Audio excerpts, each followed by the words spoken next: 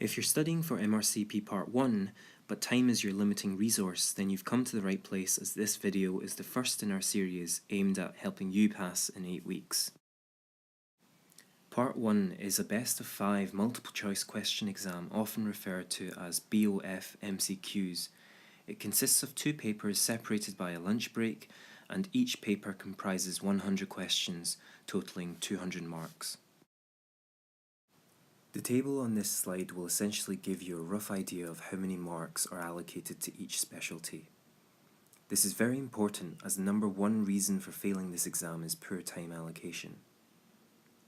This table is actually available via a link I've included in the video description. Now let me demonstrate how you can fully utilize this table to plan your revision.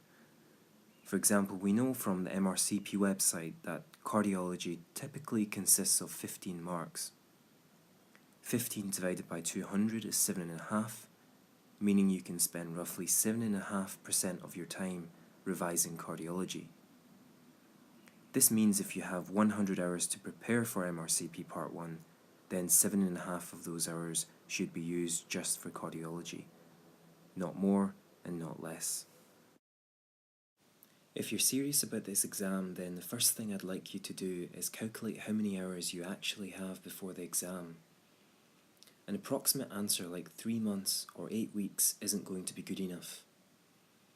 Reason being, 8 weeks for someone who has young children and a job with heavy on calls is going to look very different from 8 weeks for someone who is on annual leave and study leave for 4 of those weeks and no on calls.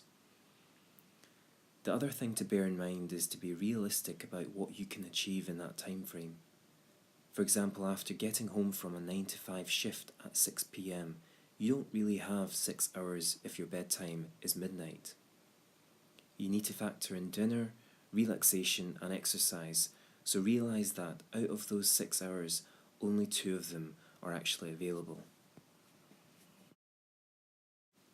Hopefully in 8 weeks you can set aside an easy to work with 100 hours. We have about 56 days, so that's approximately 2 hours a day, which might initially seem like a lot, but remember that you'll have more time on weekends, and nobody said this was going to be easy. For your first week, go ahead and tackle cardiology, clinical haematology and oncology.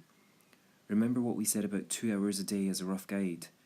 Now for the first 1.5 hours of each day, you should attempt as many questions as you can on cardiology, haematology and oncology, preferably from a reliable question bank such as Past Medicine. This is the question bank I primarily used when I was studying for MRCP Part I. The reason being they have great explanations and can refer you to the relevant current guidelines that you must read. Now at this point, bear in mind you've just finished a 9 to 5 shift and 90 minutes of lengthy questions and guidelines, so your brain must be fried by now. You've already done very well, and nobody can blame you if you call it a day, but I believe the next step is the one that separates successful candidates from people who merely attempt the exam.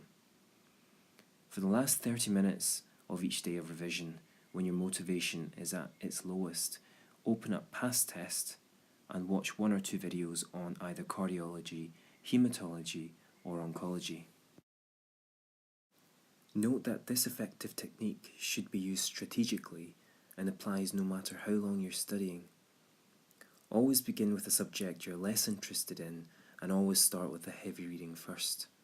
For example, if you're going to be studying for 5 hours on a weekend, ensure that your first 3 to 4 hours are spent critically thinking, answering questions and reading textbooks and guidelines. When your motivation is at its utmost lowest, you will set yourself apart from everyone else by sitting back and watching a video, as this requires a lot less effort, but you're still technically studying. This video actually took a lot more effort to make than I thought, so to make sure I'm actually helping you guys and not being crazy, if I get 100 subscribers or likes, then I'll make a second video. If you like this video, then make sure you check out the 2 guides I've published on Amazon. Links are available in the video description below. Hope this video helped you, and hopefully speak to you again soon.